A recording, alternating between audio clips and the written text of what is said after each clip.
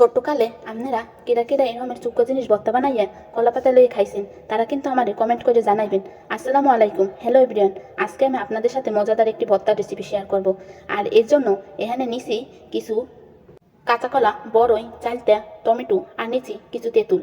এখন আমি কাঁচা কলা, চালতা আর বড়ইগুলো ভালোভাবে শিলপাটায় ছেঁচে নিব। তারপর একটি বাটিতে নিয়ে এর ভিতরে দিয়ে দিব কুচি করে রাখা টমেটোগুলো আর দিয়ে দিব তেঁতুল।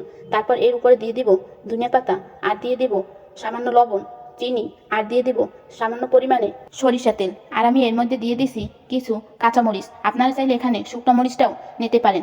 তারপর সব উপকরণগুলো হাতের সাহায্যে ভালোভাবে মেখে নিব। এভাবে বেশ কিছু সময় হাতের সাহায্যে ভালোভাবে মেখে নিতে হবে। আপনারা যারা চুক্কা খাইতে ভালো পান তাদের জন্য এই ভর্তাটা কিন্তু অনেক স্পেশাল। আপনারা বাসায় একবার এটারে তৈরি করে দেখতে পারেন। এটি খাইতে যেমন মজাদার, তেমনি এটা থেকে একটা দারুণ ফ্লেভারও আসে। তারপর মাখা জাখা শেষ হয়ে গেলে আপনারা বাটিতে বা কলাপাতা নিয়ে এই ভর্তাটা খেতে পারেন। এটি কিন্তু অনেক মজাদার হয়। ধন্যবাদ সবাইকে। আল্লাহ হাফেজ।